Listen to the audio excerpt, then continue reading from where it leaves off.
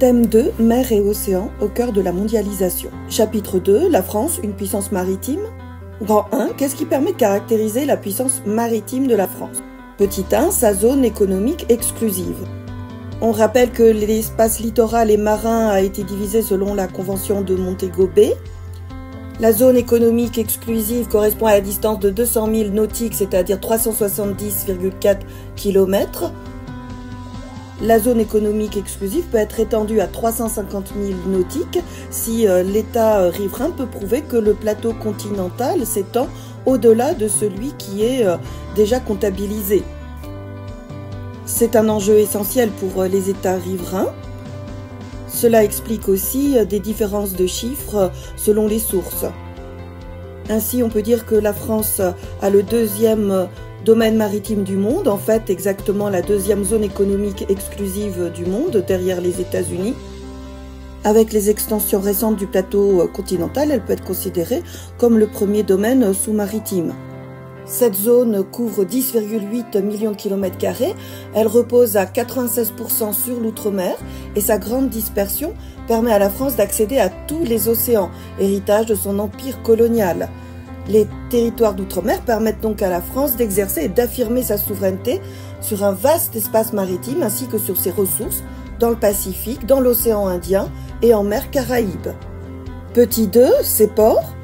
On a ici une carte des ports français en Europe, et en particulier ceux qui sont sur la Northern Range, qui représentent l'ensemble des ports de la mer du Nord et de la Manche. Dans un monde mondialisé et organisé en réseau, les mers et les océans sont irrigués par les échanges internationaux.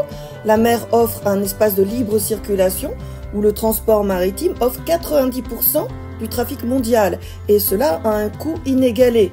Donc ce chapitre dédié à la puissance maritime française s'inscrit dans la continuité de celui sur les mers et les océans dans la mondialisation.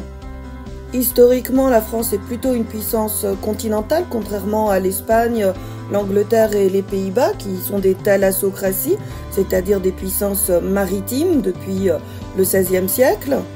Cependant, au XVIe siècle, le roi François Ier a fondé le Havre pour développer le commerce vers les Antilles, et au XVIIe siècle, Colbert, le ministre de la Marine de Louis XIV, a créé des compagnies maritimes pour concurrencer les Pays-Bas.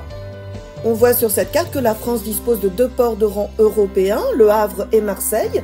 Cependant, les ports français sont secondaires en Europe et plus encore dans le monde. Le Havre est le premier port français pour les conteneurs, mais il n'est qu'à la 12e place en Europe et à la 56e dans le monde. Il souffre de la concurrence d'autres ports européens plus compétitifs dans la Northern Range. Le port de Marseille-Fos est le premier port français en tonnage. Marseille n'est qu'à la 6e place européenne, malgré un outil portuaire performant, derrière les ports d'Europe du Nord et le port méditerranéen d'Algeciras en Espagne. Les ports français souffrent de la relative faiblesse de leur hinterland, c'est-à-dire de leur arrière-pays, essentiellement français, comme on le voit ici pour Marseille, et ils souffrent aussi de leur localisation, souvent périphérique, par rapport aux routes maritimes majeures et par rapport à la mégalopole européenne, c'est-à-dire l'ensemble des métropoles qui vont de Londres à Milan et Gênes au sud en Italie. Grand 2, quels sont les enjeux pour la France de sa présence sur les mers et les océans? Petit 1, les enjeux économiques. La France est riche d'une tradition maritime ancienne, la pêche et le commerce maritime sont des activités ancestrales. La marine nationale est l'héritière de la marine royale créée en 1626. On a ici donc le secteur traditionnel, construction navale, port, pêche, aquaculture, commerce maritime. À l'époque contemporaine s'ajoute l'exploitation pétrolière, croisière et nautisme, le tourisme du littoral. Les secteurs récents, les télécommunications, les énergies marines renouvelables, les biotechnologies marines, les usines de dessalement, et tout cela crée des emplois directs et indirects. L'économie maritime française en Europe, c'est donc la première marine, la 5e puissance portuaire, le 4e rang pour les captures de pêche en valeur, le 4e rang pour la construction navale, le 1er rang européen et mondial pour la construction de voiliers. En ce qui concerne le tourisme, on peut prendre comme exemple les littoraux des îles des Caraïbes, Martinique, Guadeloupe. On a de nombreux bateaux de plaisance qui témoignent d'une forte fréquentation touristique maritime, de touristes venus découvrir notamment la richesse des écosystèmes coralliens. La santé de l'économie française repose donc sur le bon fonctionnement de l'économie maritime. Près de 75% du commerce extérieur du pays emprunte la voie maritime. On voit ici que les ports occupent une place centrale dans la sécurité d'approvisionnement énergétique du pays. Marseille et Le Havre représentent 70% des arrivées de pétrole brut en métropole. Petit 2, les enjeux géostratégiques. Si la marine française n'est que la 7e du monde, elle est au premier rang en Europe. La marine nationale peut intervenir dans toutes les mers du globe, comme on le voit ici. On peut prendre comme exemple les forces armées aux Antilles qui participent à la puissance de la France en déployant des moyens aéromaritimes de surveillance et d'action contre toutes les formes d'insécurité maritime, piraterie, trafic de drogue, d'armes, d'êtres humains, exploitation illicite de ressources dans les zones économiques exclusives françaises et atteintes graves à l'environnement. Les enjeux économiques déterminent en partie les enjeux géostratégiques. L'accès aux ressources de la mer est nécessaire à l'économie et à la population.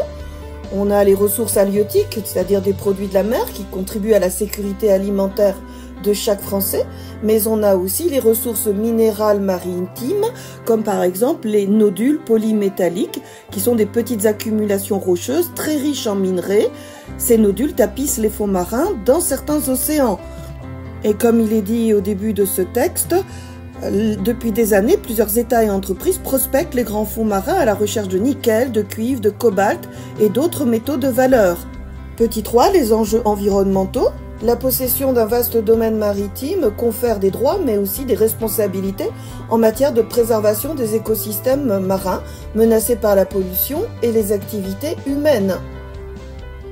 On a dans la zone économique exclusive comme sur le continent des protections à différentes échelles. Des aires marines protégées, des parcs naturels marins, des parcs et réserves naturelles, donc à des échelles nationales, la zone Natura 2000 à l'échelle de l'Union européenne.